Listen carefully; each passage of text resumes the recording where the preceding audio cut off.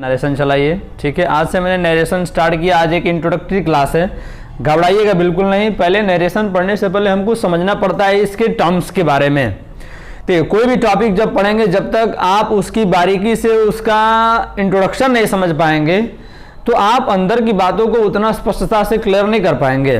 ठीक है, तो पहले हम जानेंगे कि आखिर में नरेशन होता क्या है। ठीक है, और नरेशन हमें बनाने की आवश्यकता, नरेशन में हमको पढ़ना क्या पड़ता है, आवश्यकता क्यों इसकी पड़ती है। देखिए, नरेट का मतलब होता है वर्णन करना, मतलब कि भाषण देना, समझ लो कि वर्णन करना, किसी चीज के बारे में बताना होता है। ठीक है, नरेट मीन्स होता है।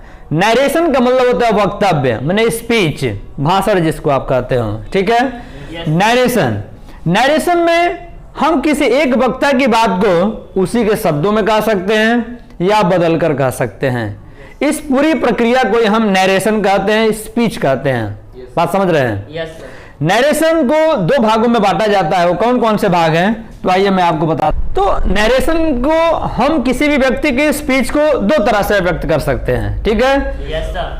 पहला है जिसको हम बोलते हैं डायरेक्ट स्पीच या डायरेक्ट फॉर्म ऑफ स्पीच। दूसरा होता है इनडायरेक्ट फॉर्म ऑफ स्पीच या इनडायरेक्ट स्पीच। डायरेक्ट स्पीच किसी वक्ता का वो फॉर्म होता है जिसमें हम उसकी बातों को ज्यों का त्यों व्यक्त करते हैं।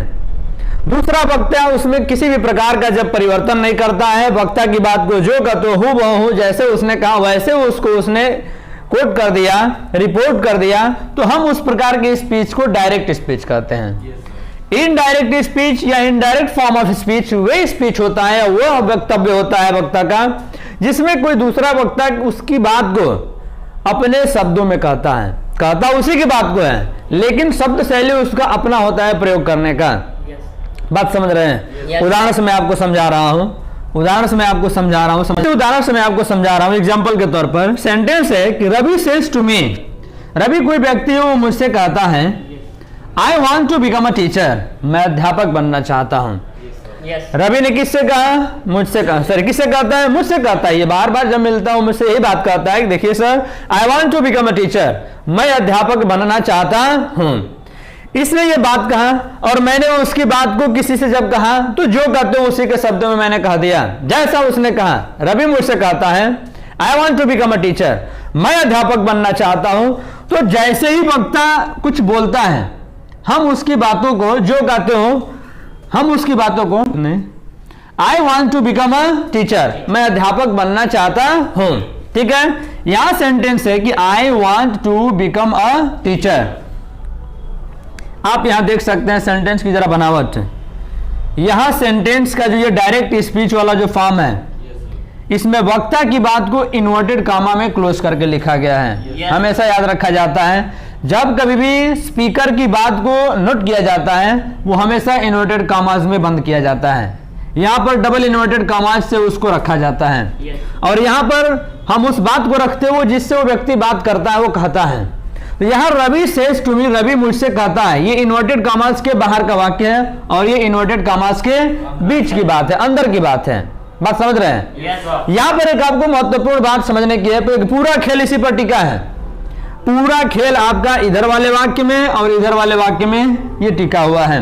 आप जो कुछ भी परिवर्तन सीखेंगे, सारा परिवर्तन हमारा होगा इस दूसरे वाक्य में, और वो डिपेंड किस पर करता है? प्रथम वाक्य पर। तो हमको समझना पड़ेगा कि आखिर में ये प्रथम वाक्य क्या होता है, द्वितीय वाक्य क्या होता है। बात समझ रहे हैं? इसको समझने का प्रयास करेंगे। पहले ध्यान देंगे, यहां पर इस प्रकार के वाक्य में दो क्लासेज हैं, एक ये प्रिंसिपल क्लास है और दूसरा सबऑर्डिनेट क्लास है। अभी ये समझ में नहीं आएगा, अभी दोनों स्वतंत्र रूप से हैं, तो दोनों प्रिंसिपल के तौर पर दिख रहे होंगे। ठीक है, यहां मैं आपको बताना चाहता हूं कि जो वाक्य वक्ता ने बोला और उसकी बातों को जब हम इन्वर्टेड कामाज में क्लोज करते हैं, तो इस पूरे वाक्य का नाम होता है रिपोर्टेड स्पीच। ठीक है, यस सर। और जो वाक्य यहां पर कही जा रही है, जिस व्यक्ति से दोनों व्यक्ति में वार्तालाप चल रही है, जिससे बात कर रहा है व्यक्ति, मतलब जो सेंटेंस इन्वर्टेड कॉमास के बाहर होता है, उसको हम कहते हैं रिपोर्टिंग स्पीच। रिपोर्टिंग स्पीच ध्यान में रखेंगे। मैंने आपको पहले ही बताया कि हमको जो कुछ भी सीखना है, नरेशन में जो कुछ भी परिवर्तन होता है रिपोर्टेड स्पीच पर होता है। किसको देख के होता है? तो रिपोर्टिंग स्पीच के अनुसार होता है। तो हमको समझना पड़ता है रिपोर्टिंग स्पीच के बारे में पहले कि आखिर में रिपोर्टिंग स्पीच में समझने योग्य बात क्या है, या रिपोर्टिंग स्पीच में ऐसा क्या क्या चीज हमको देखना पड़ता है कि रिपोर्टेड स्पीच में उसका प्रभाव छूटता है। तो जरा आइए हम इसका नामकरण करते हैं। जो सेंटेंस इन्वर्टेड कमाज से बाहर होता है हम उसको बोलते हैं रिपोर्टिंग स्पीच, और इसके सब्जेक्ट को हम कहते हैं रिपोर्टिंग वर्ब। इसके सब्जेक्ट को हम क्या बोलते हैं? रिपोर्ट सब्जेक्ट ना, वर्ब नहीं, रिपोर्टिंग सब्जेक्ट, सॉरी।